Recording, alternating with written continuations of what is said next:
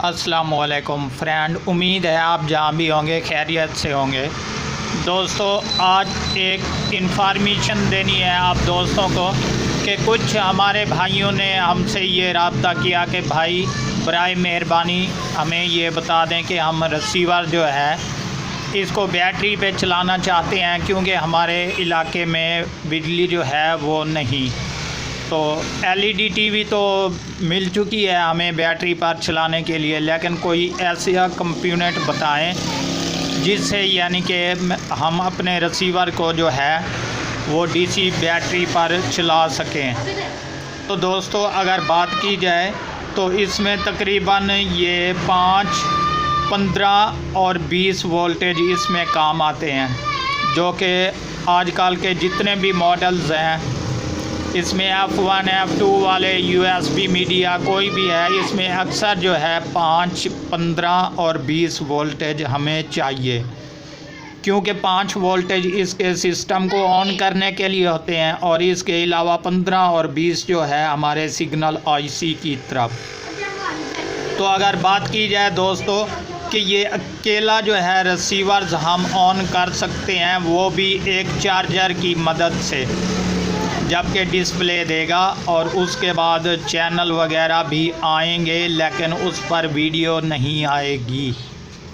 वो किस लिए नहीं आएगी दोस्तों कि हमारे सिग्नल IC की तरफ जो 15 और 20 वोल्टेज जाते हैं वो यहाँ पर LNB से लेकर ऊपर जो है LNB तक जाते हैं। जब LNB में पावर नहीं जाएगी तब ये वीडियो नहीं दिखाएगा।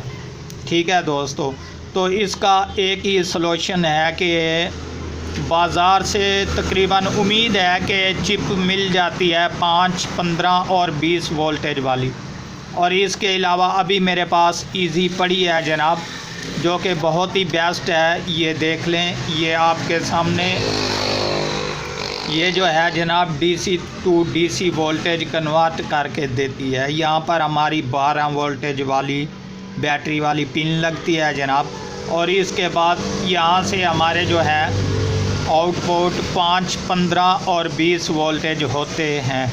और इसके अलावा बात की जाए दोस्तों, यहाँ पर आप पावर सप्लाई भी लगा सकते हैं बिजली वाली, जो कि यहाँ पर देख लें हमारी ये वाली जो पावर सप्लाई होती है इसमें ये कनेक्शन लगा हुआ है 4 वायरों वाला, वो यहाँ पर लगता है जनाब हमारी इस जगह पर।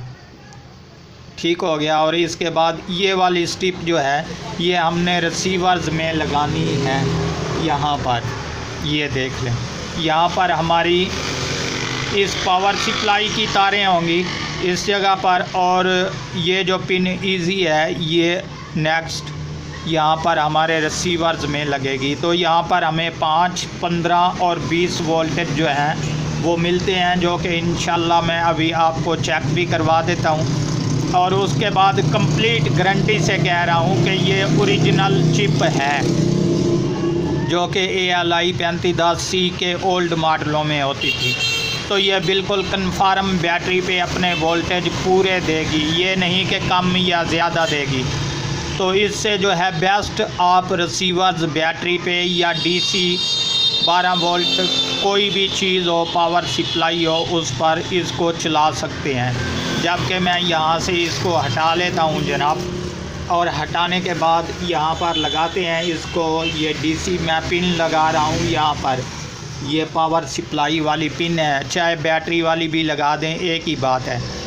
अभी मैंने यहाँ पर लगा दी और ये मैं यहाँ पर रख रहा हूँ। और इसके अलावा जो है दोस्तों, यहाँ पर हम चेक करते हैं कि हमारे वोल्टेज जो हैं ये कंप्लीट हैं या नहीं।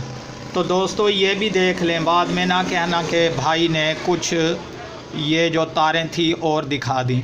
ये अभी आपके सामने इजी जो है ओपन पड़ी है। और इसके अलावा जनाब सबसे पहले हमारा ये 5 वोल्ट और ग्राउंड और 15, 20 ये मैं आपको चेक करवा देता हूँ यहाँ पर। तो फ्रेंड अभी ये देख लें, मैं आपके सामने यहाँ पर लगाता हूँ जनाब ये 5.30 पिन नंबर 1 पर, जो कि दूसरे नंबर पर मैंने ग्राउंड वाली तार को लगा के रखा हुआ है। और पिन नंबर 3 पर जनाब देखते हैं ये हमारे 16 वोल्टेज यहाँ पर कंप्लीट हैं।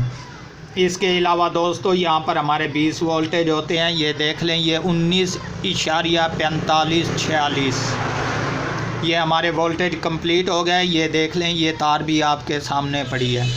तो अगर बात की जाए दोस्तों, यहाँ पर हमारे डीसी 12 वोल्टेज दिए हुए हैं, जबकि मैं आपको इजी चेक करवा दूँ।